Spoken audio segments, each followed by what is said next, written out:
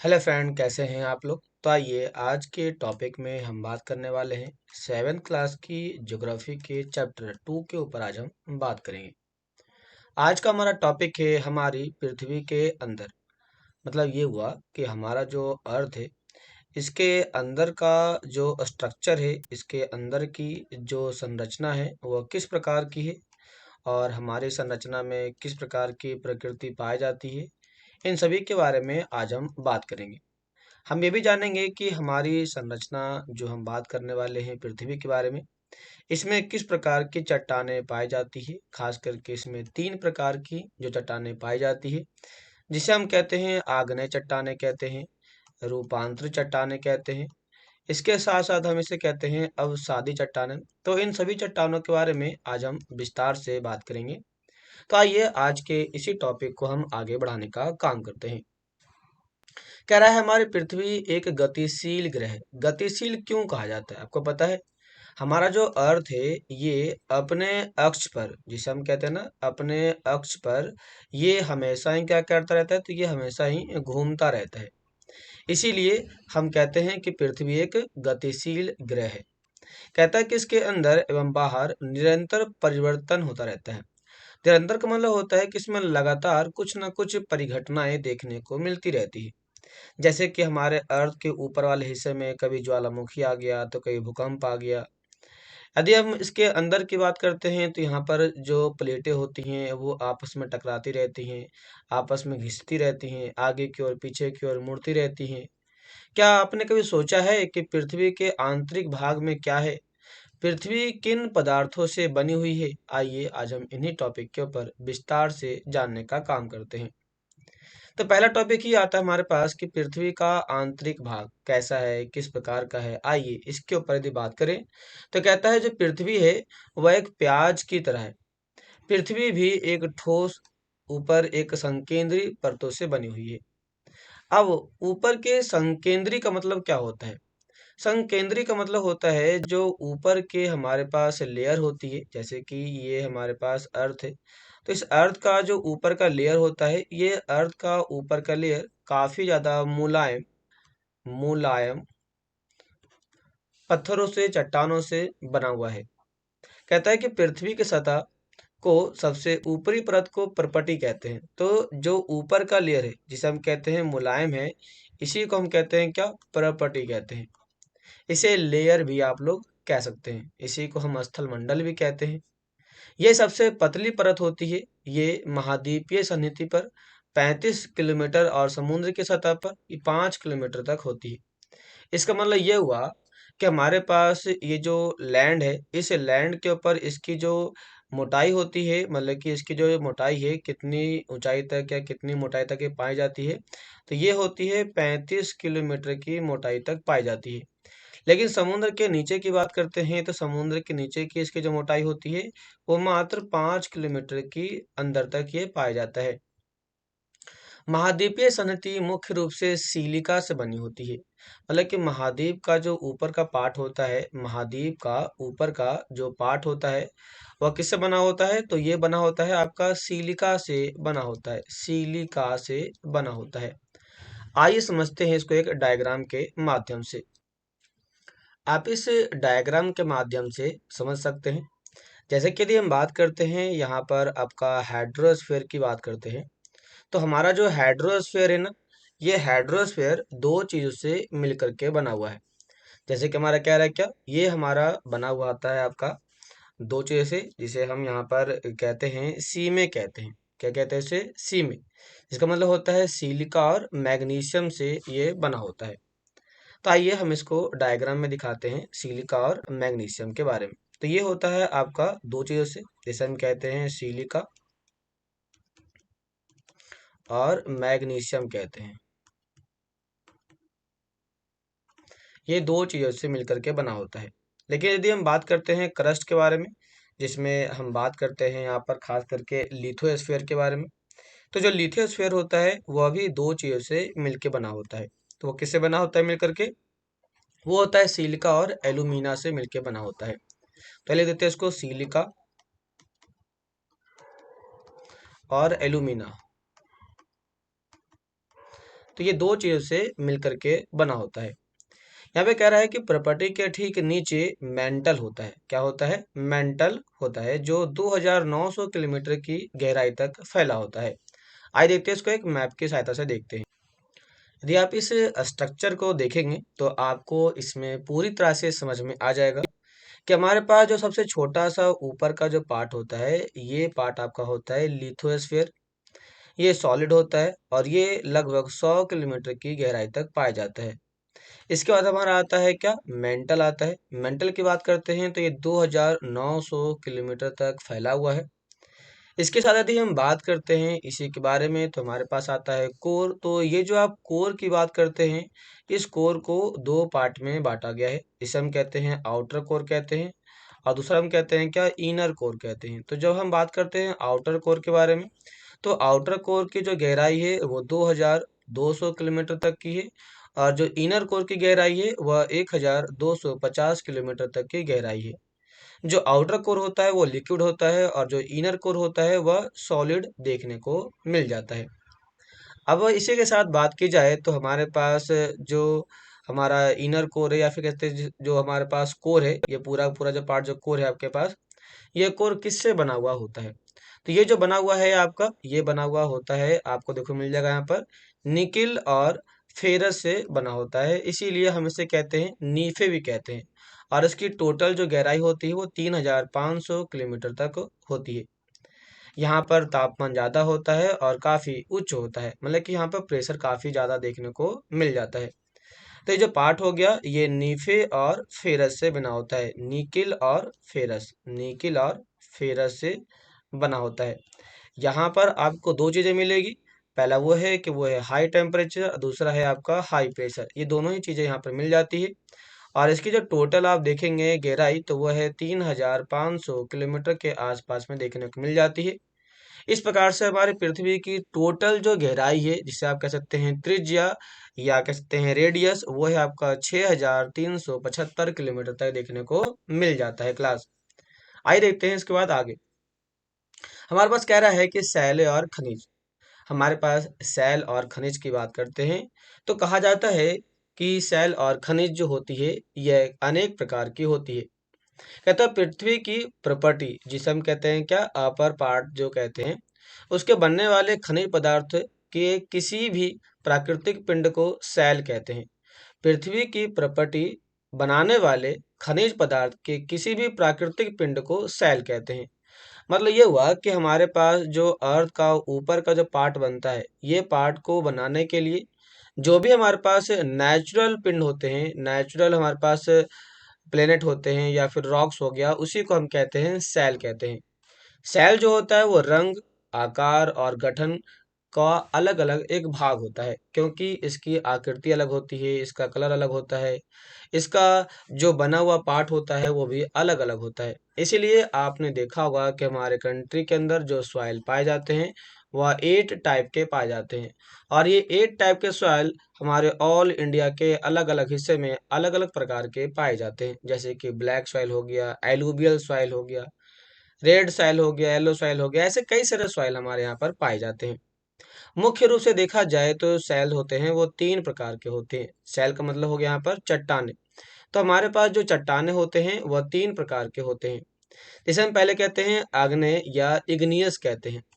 Igneous जो शब्द है वो लैटिन से बना हुआ है।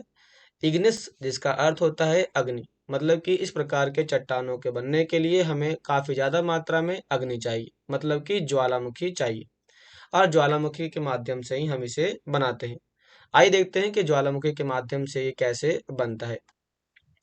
जैसा कि आप इस पिक्चर में देख रहे हैं, इस पिक्चर में आप जो देख रहे हैं इसमें हमारे अर्थ के नीचे से लावा निकलता है, और ये लावा हमारे पृथ्वी के ऊपर वाले हिस्से में यहाँ से निकल करके फैल जाता है।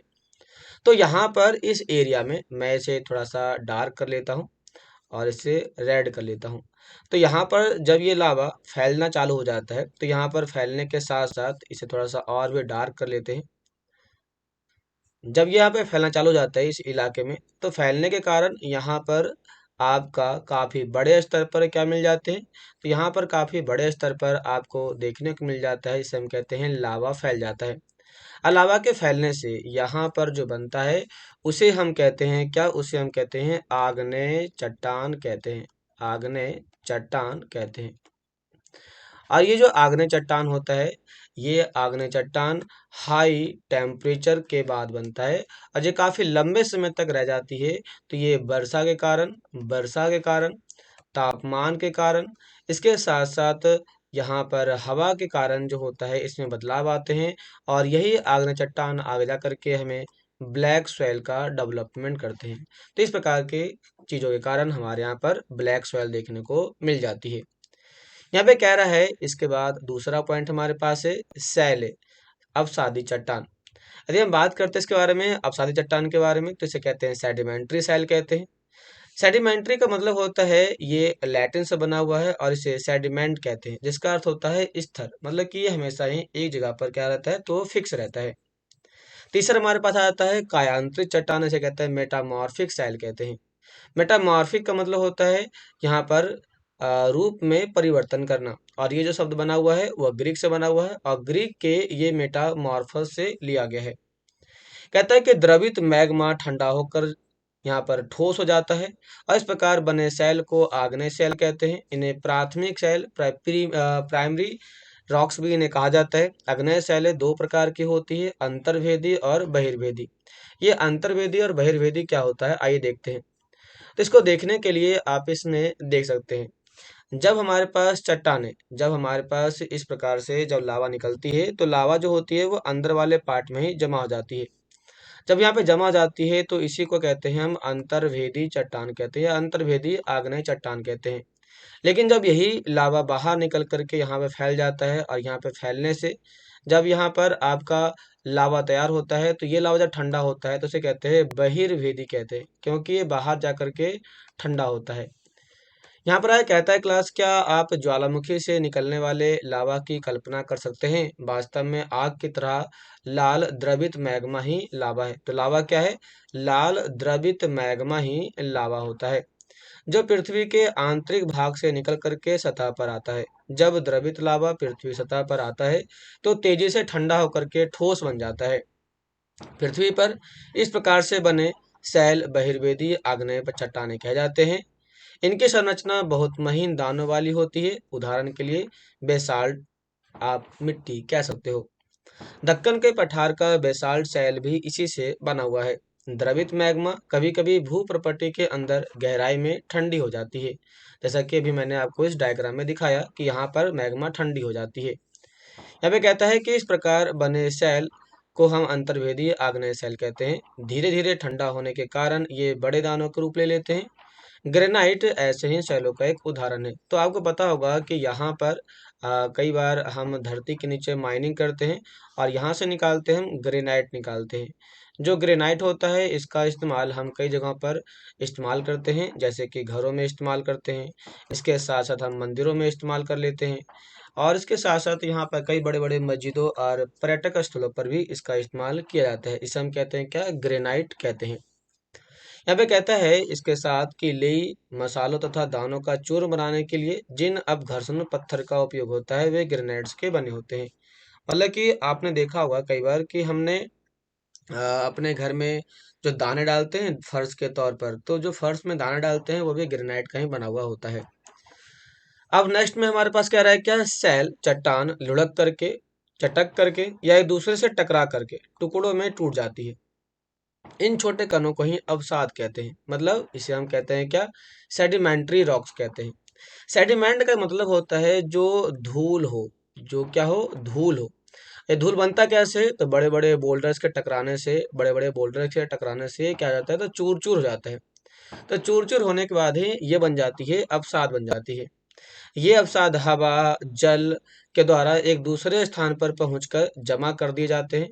ये अदृढ़ अवसाद दबकर कठोर होकर के सेल में बनाते हैं। यदि हम बात करते हैं इसके बारे में तो आप लोग को पता होना चाहिए, जैसे कि जब रिवर आती है तो रिवर अपने साथ काफी बड़ी मात्रा में डस्ट लेकर के आती है और वो नदियों के किनारे छोड़ देती है। अभी काफी लंबे समय तक दबा रहता है, तो इसमें टेम्परेचर बढ़ता है, इसमें प्रेशर बढ़ता है, इसी कारण हमारा तैयार होता है अवसादी सेडिमेंट्री रॉक्स तैयार होता है। उदाहरण के लिए देखा जाए तो बलुआ पत्थर, आपने देखा होगा हमारे पास सैंडस्टोन पाए जाते हैं, तो सैंडस्टोन इसी का एक एग्जाम्पल है।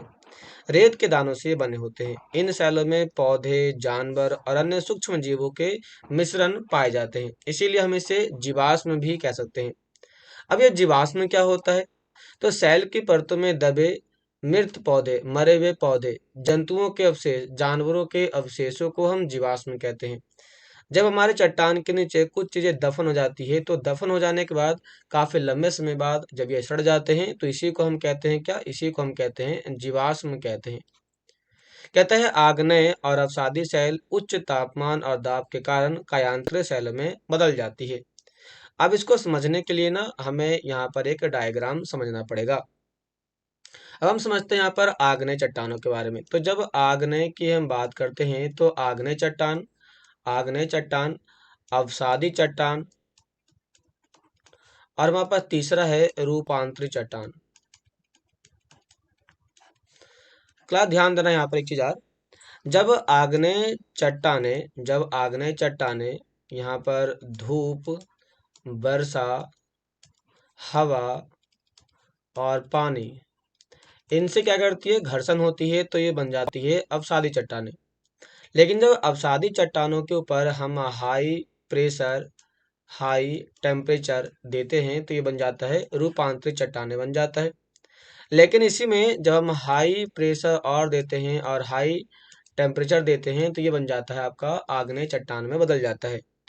कहता है चिकनी मिट्टी, स्लेट और चूना पत्थर संगमरमर में परिवर्तन हो जाते हैं जब हम इनके ऊपर दबाव डालते हैं। तो कहता है सैल हमारे लिए बहुत उपयोगी होते हैं, चट्टान हमारे लिए बहुत उपयोगी होते हैं। कठोर सैल का उपयोग सड़क, घर और इमारत को बनाने के लिए किया जाता है, जैसे कि आप यहाँ पे देख सकते हैं। अनेक स्मारक के चित्र एकत्र कीजिए और पता कीजिए कि वे किन शैलों से बने हुए हैं। तो जो आपके ताजमहल है वह संगमरमर से मिला हुआ है। किससे बना हुआ है? तो संगमरमर से मिल करके बना हुआ है। और जो संगमरमर है वो ग्रेनाइट का ही तो बना हुआ है। यहाँ पे कह रहा है क्या? दूसरा नंबर क्या? लाल किला। जो लाल किला हुआ है ये लाल बलुआ पत्थर से बना हुआ है। लाल बलुआ पत्थर से बना हुआ है। और ये किससे है? तो ये जो लाल बलुआ पत्थर है ये अवसादी चट्टान है। क्या चट्टान है ये? तो ये अवसादी चट्टान है। और ये जो है वो आग्नेय चट्टान है। तो आपने देखा कि किस प्रकार से यहाँ पर चट्टानों से हम घरों के अंदर इसका इस्तेमाल करते हैं।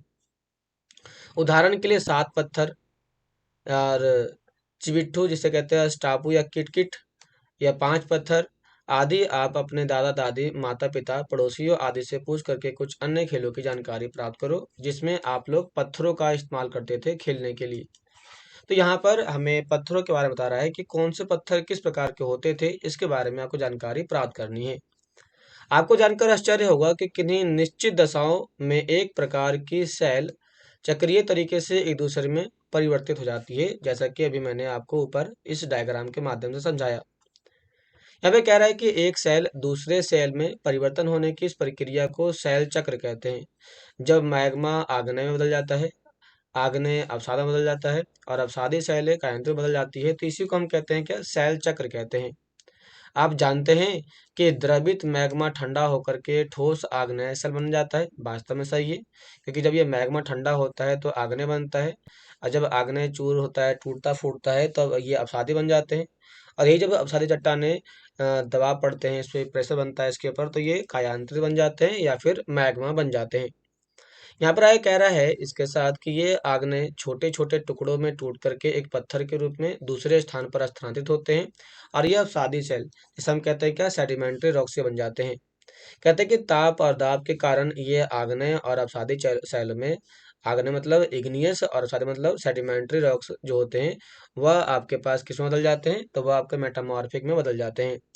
अत्यधिक ताप और दाब के कारण कायांतरित, जिसे हम कहते हैं क्या? मेटामॉर्फिक में पिघल करके द्रवित मैग्मा बन जाती है, और यही द्रवित मैग्मा पुनः ठंडा होकर के आग्नेय शैल में बदल जाता है, जैसा कि आपने इस डायग्राम में देख सकते हैं। इस प्रकार से जब हमारा एक चट्टान दूसरे में, दूसरा चट्टान तीसरे में, तीसरा चौथे में बदलता है, तो इसी को हम कहते हैं क्या? शैल चक्र के नाम से जानते हैं। कहता है कि शैल विभिन्न खनिजों से बनी होती है। खनिज प्राकृतिक रूप से पाए जाने वाले पदार्थ होते हैं, क्योंकि ये हमारे अर्थ के नीचे काफी लंबे समय से पाए जाते हैं। कहता है जिनका निश्चित भौतिक गुणधर्म होता है, फिजिकल उनका क्वालिटी होती है, क्वांटिटी होती है, निश्चित रासायनिक मिश्रण होता है। खनिज मानव जाति के लिए बहुत ही महत्वपूर्ण होते हैं, क्योंकि इन्हीं खनिजों का हम इस्तेमाल करके अपने दैनिक जीवन में इसका काफी बड़े स्तर पर उपयोग करते हैं, जैसे कि सोना, चांदी, लोहा, तांबा इत्यादि का। कुछ का उपयोग ईंधन की तरह करते हैं, जैसे कि कोयला, पेट्रोलियम गैस। और पेट्रोलियम के बारे में बात करते हैं, प्राकृतिक गैस। कहता है कि इनका उपयोग हम औषधि, उद्योग और उर्वरता के रूप में की जाती है। उर्वरक का मतलब होता है यहाँ पर, हम यहाँ पर खेतों में खाद डालने के लिए कर सकते हैं। और इसके साथ साथ में मिलता है लोहा, एल्युमिनियम, सोना, यूरेनियम। ऐसे कुछ चीजें पाई जाती हैं जिसका इस्तेमाल हम अपने दैनिक जीवन में ऊर्जा की जरूरतों को पूरा करने के लिए कर सकते हैं। अब कह रहा है कि आपके राज्य में कौन सा खनिज पाया जाता है, तो क्या दिल्ली में कोई खनिज पाया जाता है क्या, या फिर इसके आसपास में? तो इसके लिए आपको एक काम करना पड़ेगा। आप क्या कीजिएगा, तो हमारे 10th क्लास की ज्योग्राफी का जो वीडियो है ना, आप उसमें अगर यदि देखेंगे तो वहाँ पर आपको समझ में आ जाएगा कि वहाँ पर हमारे भारत के अलग अलग राज्यों में कौन कौन से चट्टाने पाए जा सॉरी कौन कौन से आपको खनिज पाए जाते हैं, वो आपको देखने को मिल जाएंगे। अपनी कक्षा में दिखाने के लिए एक नमूने के लिए एक चित्र बना सकते हैं आप लोग, जहाँ पर आपको समझ में आएगा कि पृथ्वी के कौन कौन से, बल्कि हमारे इंडिया के कौन कौन से राज्य में कौन कौन से खनिज पाए जाते हैं। तो क्लास इसी के साथ हमारा आज का टॉपिक खत्म होता है। आज के टॉपिक में हमने विस्तार से पृथ्वी के अलग अलग स्ट्रक्चर के बारे में जानने का काम किया। यह वो कैसा लगा जरूर बताइए, और वीडियो को सब्सक्राइब लाइक जरूर करें। तो मिलते हैं नेक्स्ट वीडियो में, तब तक के लिए धन्यवाद। आज के लिए इतना ही।